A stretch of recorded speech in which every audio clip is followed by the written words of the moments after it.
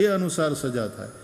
પણ જેનાથી અજાણતા અપરાધ થઈ ગયો, માણસ સજ્જન હોય, હંમેશા કાનૂનનું પાલન કરનારો હોય, પણ અજાણતા અથવા તો અજ્ઞાનવશ એનાથી કોઈ અપરાધ બની જાય તો કોર્ટ પણ એને એ જ દ્રષ્ટિએ જુએ. રાજા પરીક્ષિતથી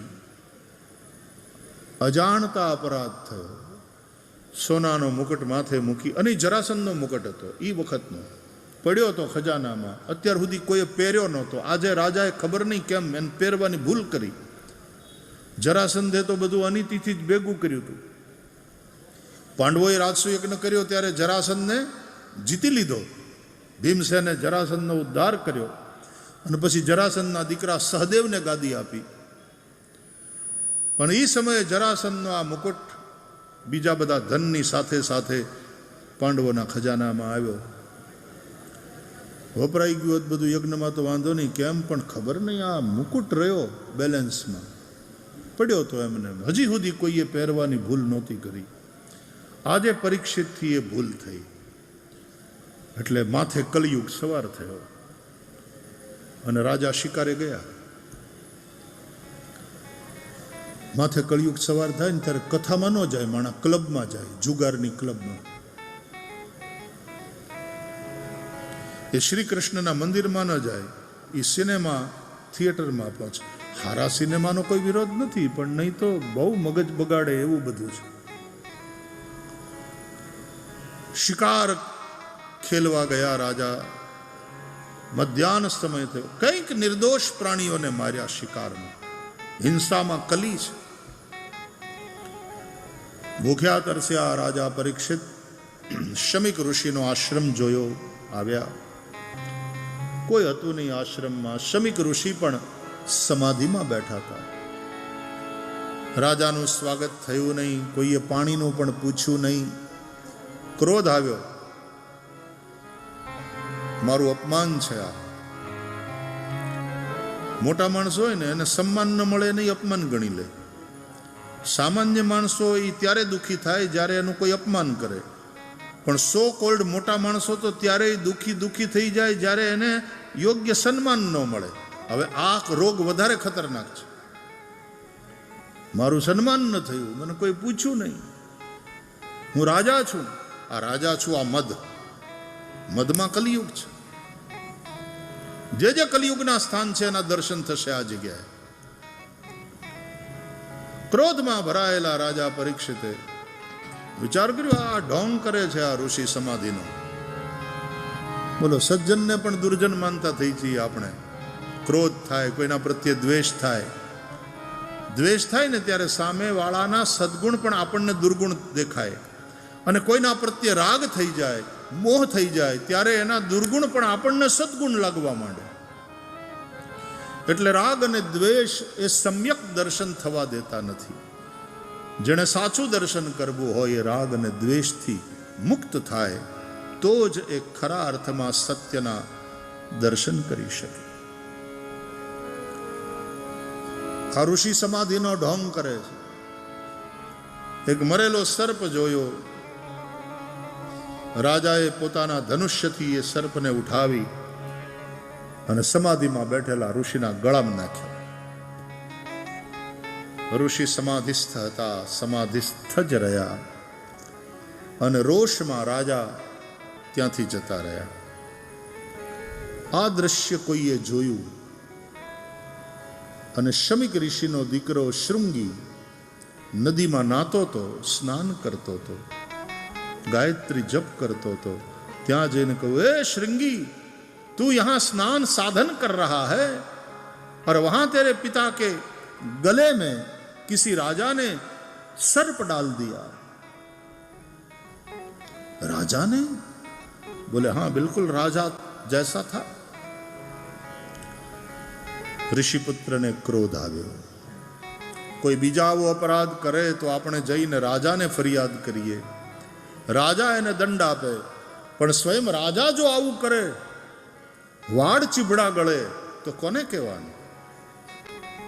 આ રાજાઓ સત્તાના અભિમાની થયા છે, પણ એને ખબર નથી એની પાસે સત્તાનું બળ હશે તો અમારા ઋષિઓ પાસે તપનું બળ છે. સાધનાનું બળ છે. આજ હું દુનિયાને દેખાડીશ કે સત્તાનું બળ વધે કે તપનું બળ. આવા ધર્મી રાજાઓને સત્તા ઉપર તો નહીં, આ ધરા ઉપર રહેવાનો પણ અધિકાર નથી. ઇતિ લંઘિત મર્યાદમ તક્ષક સપ્તમે હની દક્ષંતે સ્મ કુલાંગારમ. ક્રોધથી તામ્રાક્ષ થયેલો ઋષિપુત્ર કૌશિકી નદીના જળને હાથમાં લઈને શ્રાપ આપે છે. જેણે મર્યાદાનું ઉલ્લંઘન કરી મારા નિરપરાધ પિતાના ગળામાં મરેલો સર્પ નાખ્યો, એ રાજાને 7મે દિવસે જીવતો સર્પ તક્ષક કરડજો, એનું મૃત્યુ થજો. આ પરીક્ષિત માના ગર્ભમાં હતા ને ત્યારે પણ એક બ્રાહ્મણે એને મારવાનો પ્રયાસ કરેલો. કોણે? અશ્વત્થામાએ બ્રહ્માસ્ત્ર છોડ્યું હતું. અને એ વખતે સગર્ભા પરીક્ષિતના માતા ઉત્તરા ભગવાન દ્વારકાનાથના શરણે ગયા હતા. અને ભગવાન દ્વારકાનાથે માના ગર્ભમાં પરીક્ષિતની રક્ષા કરી હતી. હવે આ ગર્ભથી બહાર છે, આટલી જીવન યાત્રા થઈ, ચક્રવર્તી સમ્રાટ થયા પરીક્ષિત, પ્રતિષ્ઠા અને પ્રભાવના સર્વોચ્ચ શિખર ઉપર બેઠા છે. ત્યારે ફરીથી એક બ્રાહ્મણે પરીક્ષિતના અપરાધને કારણે શ્રાપ આપ્યો. વાકવજ્ર છોડ્યું, વાણીરૂપી વજ્ર. ત્યાં બ્રહ્માસ્ત્ર હતું, અહીંયા વાકવજ્ર, વાણીરૂપી વજ્ર છે. એ વખતે તો કૃષ્ણ પરમાત્મા ધરાધામ ઉપર બિરાજતા હતા. એટલે માતા ભગવાનના શરણમાં ગયા અને દ્વારકાધીશ પ્રભુએ માના ગર્ભમાં પરીક્ષિતની રક્ષા કરી. હવે તો ભગવાન દ્વારકાધીશ સ્વધામ પધારી ચૂક્યા છે. હવે પરીક્ષિતની કોણ રક્ષા કરશે? એટલે કહે છે ભગવાન જ કરશે. જે ભગવાનના શરણે છે એની રક્ષા ભગવાન જ કરે છે. તેષામહં સમુદ્ધરતા મૃત્યુ સંસાર સાગરાત ભવામી નચિરાત પાર્થ મય્ય આવેશિત ચેતસામ. ભગવાન જ રક્ષા કરશે. કઈ રીતે? તો કે વાકવજ્ર છોડ્યું છે ને, શ્રાપ આપ્યો વાણીથી કે 7મે દાડે તક્ષકના દંશથી મૃત્યુ થશે. તો ભગવાન પણ વાણીનું રૂપ લઈને આવશે અને રક્ષા કરશે. મતલબ કઈ વાણી? બોલે ભાગવતની વાણી. આ ભાગવત એ ભગવાનનું વાણી સ્વરૂપ છે, વાંગ્મય સ્વરૂપ છે. તો એક બ્રાહ્મણે વાણીથી શ્રાપ આપ્યો છે, વાકવજ્ર છોડ્યું, વાકવજ્રમ વિસસર્જ. તો પુનઃ એકવાર ભગવાન વાણીના સ્વરૂપે, વાંગ્મય સ્વરૂપે, શ્રીમદ ભાગવતના સ્વરૂપે રાજા પરીક્ષિતની રક્ષા કરવા માટે પધાર્યા. પરીક્ષિતને જ્યારે ખબર પડી આ શ્રાપની, ઘરે આવ્યા પહેલા તો પેલો મુગટ દૂર કર્યો અને પોતે કરેલા અપરાધનું ભાન થયું. સજ્જન માણસ આ કહેવાય કે અપરાધ થઈ જાય અજાણતા કે અજ્ઞાનમાં, તો જ્યારે ભાન થાય એટલે તરત ભૂલ સ્વીકારે કે મારાથી ભૂલ થઈ, મારાથી આમ ન કરાય, મારાથી ભૂલ થઈ.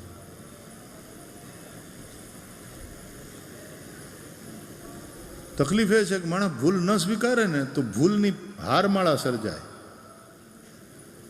ભૂલ થાય એટલી મોટી ભૂલ નથી, પણ ભૂલ થયા પછી ભૂલ ન સ્વીકારી એ બહુ મોટી ભૂલ છે.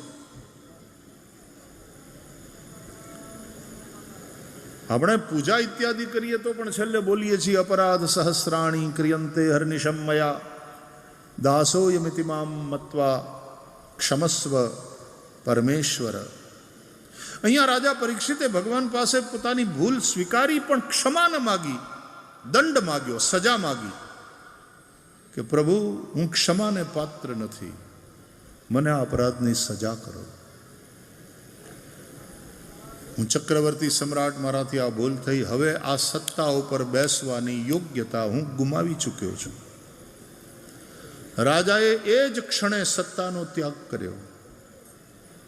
આ રાજાની સજ્જનતા. મોટા પુરુષોથી ભૂલ થાય, ક્યારેક અપરાધ થાય, અજાણતા કે અજ્ઞાનવશ. પણ મોટા પુરુષોની ભૂલમાંથી શીખવાનું એ છે કે ભૂલ થયા પછી મોટો હંમેશા મોટો જ રહે છે, અને એની ભૂલ છે ને એ જ ઘણીવાર એના કલ્યાણમાં કારણભૂત થઈ જાય છે. શીખવાનું અગર ગલતી रुलाती है तो राहें भी दिखाती है, मनुज गलती का पुतला है जो अक्सर हो ही जाती है, लेकिन जो कर ले ठीक गलती को उसे इंसान कहते हैं, किसी के काम जो आए उसे इंसान कहते हैं, पराया दर्द अपनाए उसे इंसान कहते हैं. ऋषिना आश्रमમાંથી બે શિષ્યો આવ્યા. રાજા પરીક્ષિતને ઋષિપુત્રના શાપના સમાચાર આપ્યા. સાંભળીને પરીક્ષિત બહુ રાજી થયા. ભગવાને મારી પ્રાર્થના સ્વીકારી. ઋષિપુત્રે મને શાપ નથી આપ્યો, ઋષિપુત્રે મને સાવધાન કર્યો છે. તારા જીવનમાં હવે 7 જ દિવસ બચ્યા છે, જે કરવું હોય તે કરી લે. હું બહુ આભારી છું ઋષિપુત્રનો કે છાતી ઠોકીને કહી શકું એમ છું કે 7 દિવસ તો હું છું. लोगों को कल का पता नहीं, कल के बारे में लोग निश्चिंत नहीं है. जो सांस छोड़ रहे हैं वो सांस फिर ले भी पाएंगे क्या, कोई भरोसा नहीं है. खबर नहीं पल की तू बात करे कल की, कल का भरोसा नहीं. क्या भरोसा है इस जिंदगी का, साथ देती नहीं ये किसी का. सांस चल रुक जाएगी चलते चलते, और शमा बुझ जाएगी जलते जलते, दम निकल जाएगा रोशनी का. क्या भरोसा है इस जिंदगी का. કાંઈ ખબર નથી. 26મી જાન્યુઆરીના દિવસે કચ્છની અંદર ભૂકંપ આવ્યો તો વહેલી સવારે ઘરેથી તૈયાર થઈ રાષ્ટ્રગીત ગાતા ગાતા હાથમાં તિરંગો લઈને નીકળેલા છોકરાઓને ખબર હતી કે હમણાં ભૂકંપ આવશે ને બે બાજુથી મકાનો પડશે ને દટાઈ જશું. અને એવી ખબર હોય તો મા બાપ જવા દે, મા બાપ પોતે ઘરમાં બેઠા રહે. કહાં ભરોસા હૈ જિંદગી કા, વિદ્યુત ચલમ જીવિતમ. ત્યારે પરીક્ષિત કહે છે હું તો છાતી ઠોકીને કહી શકું એમ છું કે 7 દિવસ તો હું છું. આ ફાંસીની સજા જેને થઈ હોય ને એ અપરાધીને જેલમાં વિશેષ કોઠરીમાં રાખી એની સુરક્ષા સુનિશ્ચિત કરવામાં આવે. એને બીજું કોઈ મારી નાખાય નહીં. એ તો બરાબર એ પોતે તે આપઘાત કરી નાખે નહીં કે તારે પોતે નહીં ગુજરી જવાનું, અમે તને ગુજારી દેશું. ફાંસીની સજા થઈ છે, ન્યાયાલયની સજાનો અમલ કરવાનો છે. એ પોતે જો ગુજરી જાય આપઘાત કરીને તો પછી ન્યાયાલયની સજાનો અમલ ન થઈ શકે. ન્યાય એમ ન કહેવાય કે હવે આમે એણે મરી જ જવાનું હતું ને ભાઈ, પોતાની મેળે મરી ગયો, ટાઢે પાણીએ ખહ ગઈ, એવું બધું ન હાલે. એની સુરક્ષા સુનિશ્ચિત કરવી પડે. કોઈ બીજો એને મારી ન નાખે જેલમાં, અને એ પોતે પણ આત્મહત્યા ન કરી લે.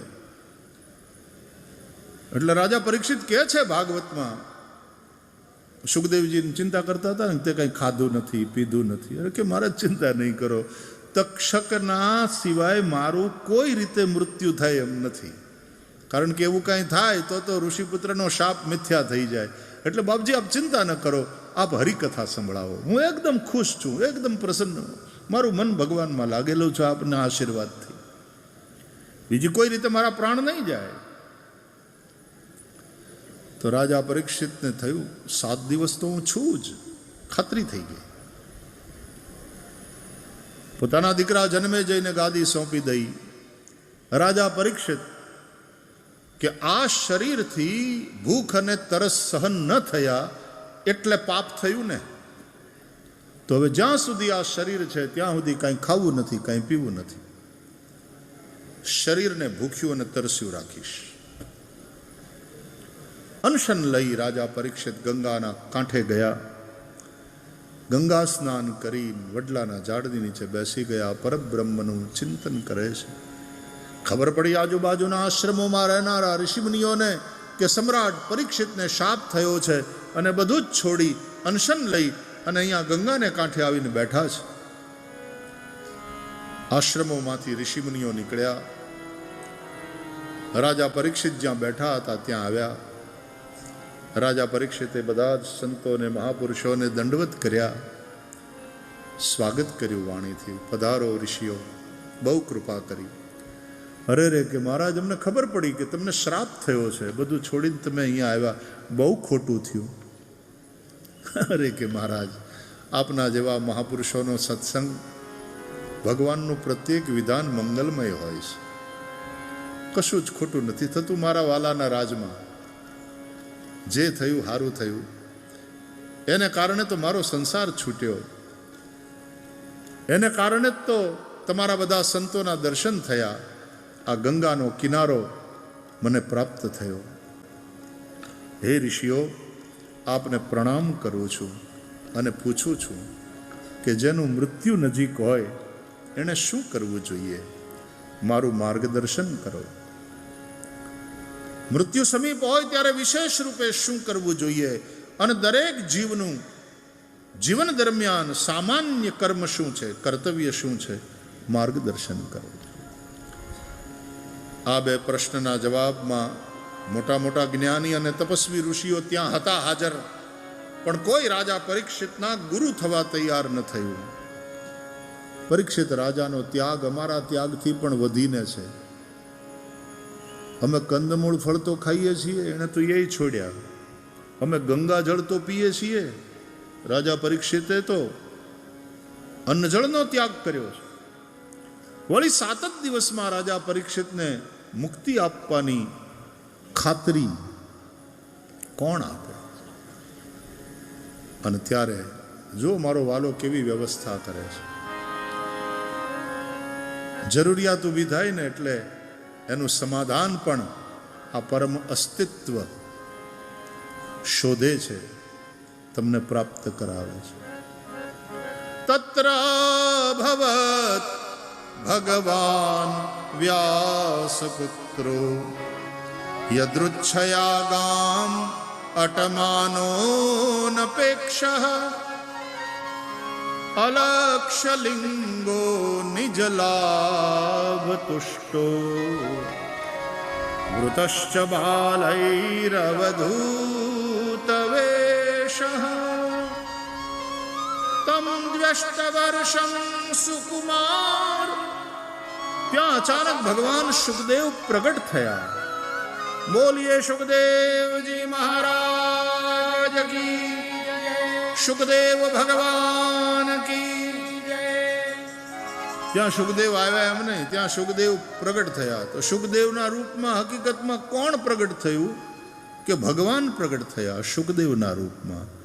જ્યારે તમે મુમુક્ષુ બનો, જ્યારે તમે જિજ્ઞાસુ બનો, ત્યારે સ્વયં ભગવાન તમારો સદગુરુ બની અને તમારા જીવનમાં પ્રવેશ કરે છે. અને તેથી ગુરુ સાક્ષાત પરબ્રહ્મ તસ્મૈ શ્રી ગુરવે નમઃ. આપણે ગુરુને સાક્ષાત પરબ્રહ્મ માનીએ છીએ. આપણા માટે સદગુરુ ભગવાન છે. સુખદેવજી મહારાજ પધાર્યા. રાજા પરીક્ષિત સુખદેવ ભગવાનના ચરણમાં સમર્પિત થયા. અધિકારી શિષ્યને અધિકારી સદગુરુની પ્રાપ્તિ થાય છે. ગુરુને શોધવા જવાની જરૂર નથી, કોઈને આપણે ગુરુ કરવાની જરૂર નથી.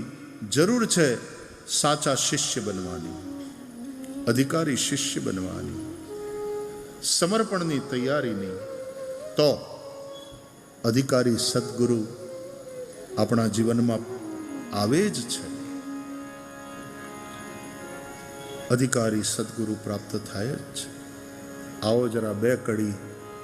હે મેરે ગુરુદેવ કરુણા સિંધુ કરુણા कीजिए।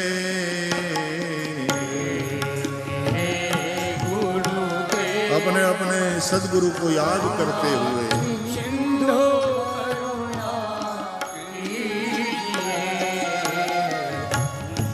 अधम आधीन शरण अब शरण में लीजिए। अधम आधीन शरण अब शरण में लीजिए। हे मेरे गुरुदेव खा रहा गोते हूँ मैं भव सिंधु के मझधार में। होते हूँ मैं भव सिंधु के मझधार में। आसरा है दूसरा कोई न अब संसार में। आसरा है दूसरा कोई न अब संसार में। हे मेरे गुरुदेव करुणा सिंधु करुणा कीजिए।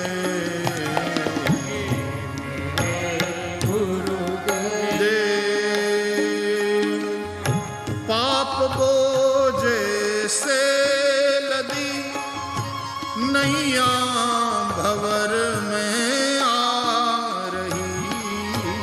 पाप बोझ से लदी नैया भंवर में आ रही।